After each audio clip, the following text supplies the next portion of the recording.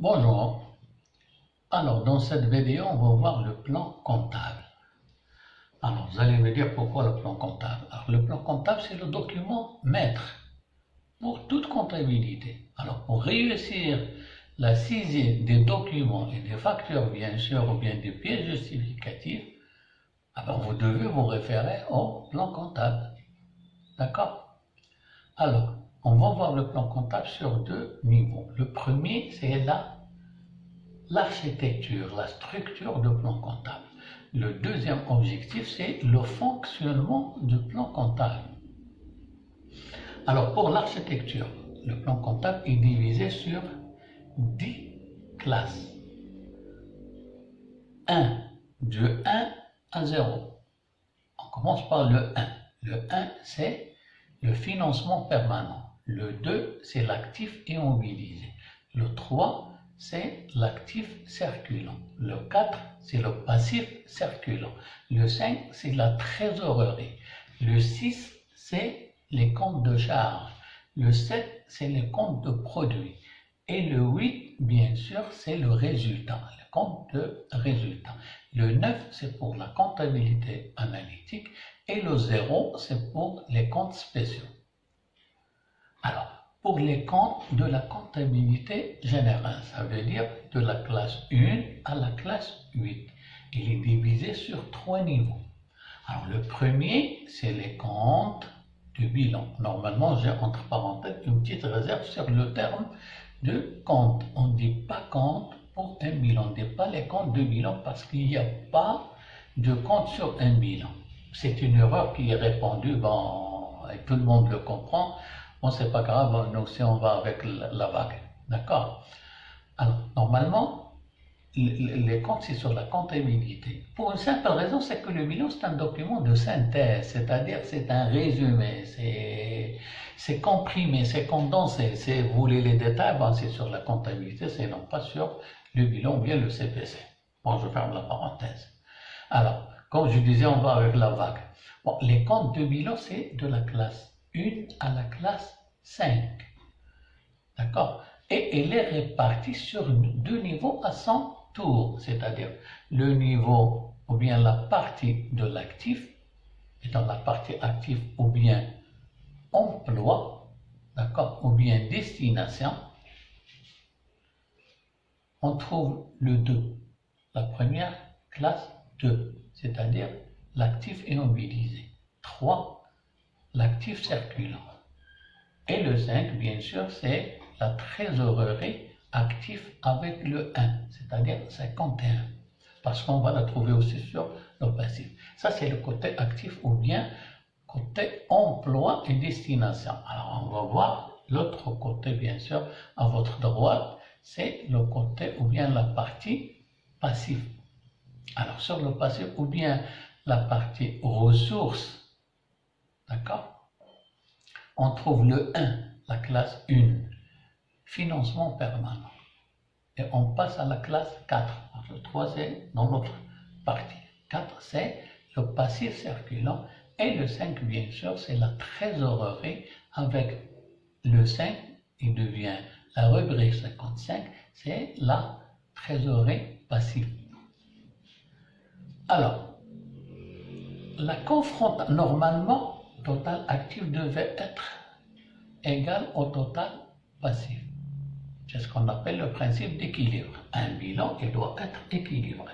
Alors que normalement, un bilan, il n'est pas équilibré, excepté, je dis bien à souligner, excepté le bilan de départ, ou bien le bilan de la création de l'entreprise. Dans ce cas-là, oui, le bilan doit formellement être équilibré parce que voilà les ressources. D'où ça vient les ressources? D'où ça vient les moyens de financement? D'accord, c'est la raison pour laquelle on l'appelle les ressources. D'où ça vient l'argent, si vous voulez, simplement, pour l'entreprise. Et voilà cet argent, ou bien ces ressources, on les a employées, on les a destinées, bien sûr, c'est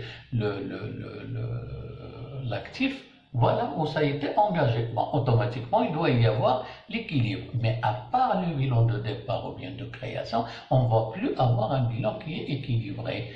Mais, en fin de compte, on doit finir par un bilan qui est équilibré. Alors vous allez me dire, mais comment ça va être cet équilibre? Ben simplement, c'est par la confrontation de l'actif et le passif. C'est-à-dire c'est le résultat qui va nous permettre d'équilibrer le bilan. Et le résultat est égal total actif. On commence toujours avec l'actif. C'est total actif moins total passif. Alors c'est égal résultat. Bon, le résultat, comment il est, on ne sait pas. Alors, il y a le si, la condition. Alors, si total actif est supérieur au total passif, bon, dans ce cas-là, on va avoir un résultat positif et, en conséquence, c'est un bénéfice ou bien un résultat bénéficiaire. Alors, le deuxième si, parce qu'il y a l'autre opposé, c'est ses bénéfices, bon, l'opposé, c'est la perte.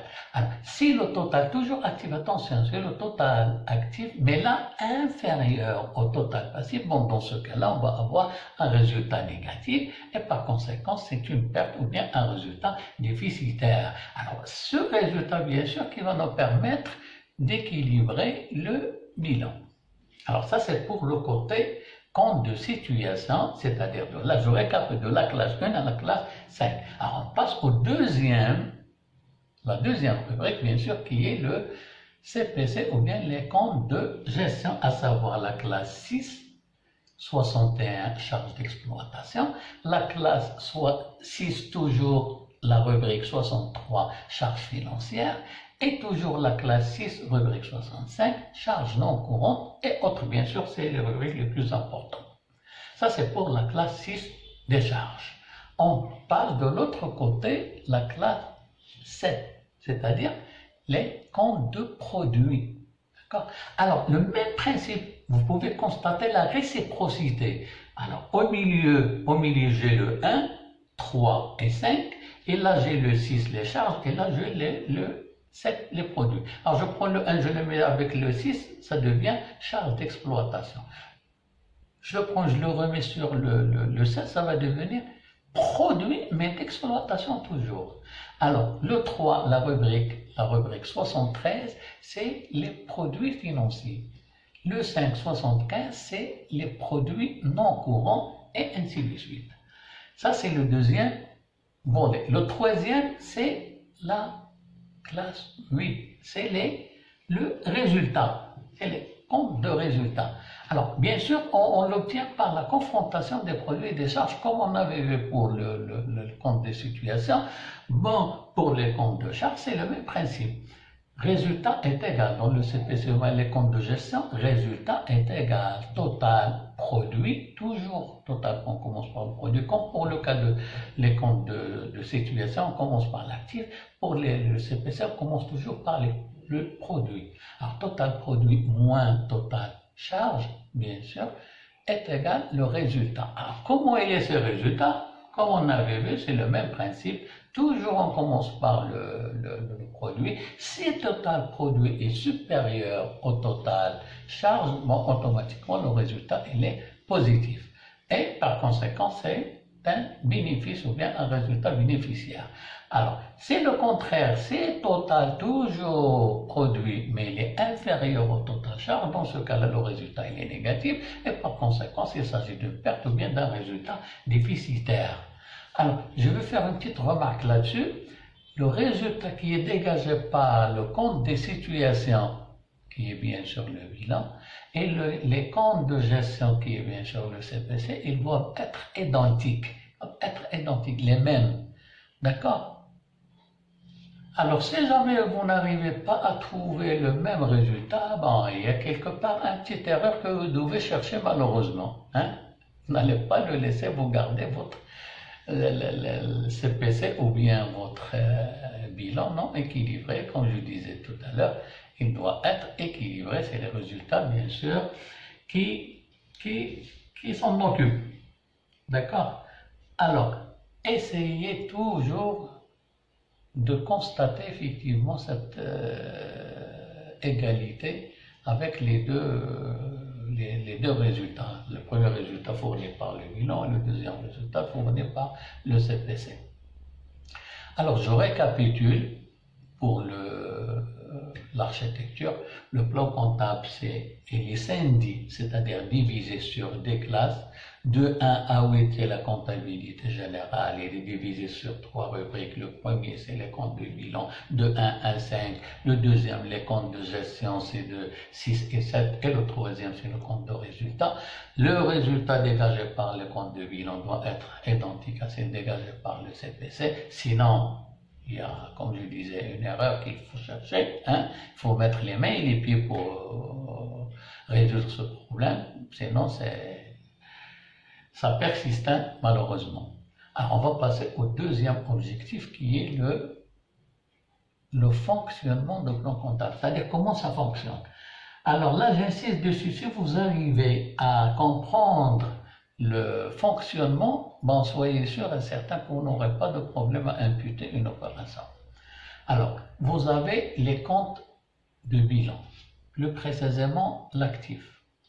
2, 3 et 5, 51. Alors, plus, le plus, parce que là, on va parler du fonctionnement de plan comptable, l'intégralité de 1 à 8. Alors, plus la classe 6. Alors, j'ai l'actif plus les comptes de charge. Alors, ces comptes, ils augmentent au débit, ils sont toujours débités au moment de l'augmentation et crédités au moment de la diminution. Ils ont un solde généralement débiteur. Pourquoi on dit généralement débiteur? Parce que c'est le principe. Ça fait partie de leur nature. Mais il y a des exceptions. Et vous savez, l'exception ne fait pas la règle. D'accord? Exception, à titre d'exemple, si on reçoit une livraison, marchandise ou quoi, et une partie de cette livraison, elle n'est pas conforme à la commande. Alors, dans ce cas-là, bien sûr, il faut restituer l'entreprise. On ne va pas s'amuser à garder la partie qui n'est pas conforme à la commande, elle va la restituer au fournisseur. Et dans ce cas-là, bien sûr, on va passer l'écriture en contresens. D'accord? 1. 2. Vous avez les comptes de passifs, c'est-à-dire le 1, le 4 et le 5,55, plus le 7, les produits. D'accord? Alors là, c'est le contraire pour le premier fonctionnement de l'actif et les charges. C'est-à-dire, il augmente au crédit et non pas au débit. Il augmente au crédit et diminue au débit. Et leurs bien sûr, sont généralement créditeurs. Bon, je crois qu'on est arrivé à la fin. Je vous souhaite bon courage et à la prochaine.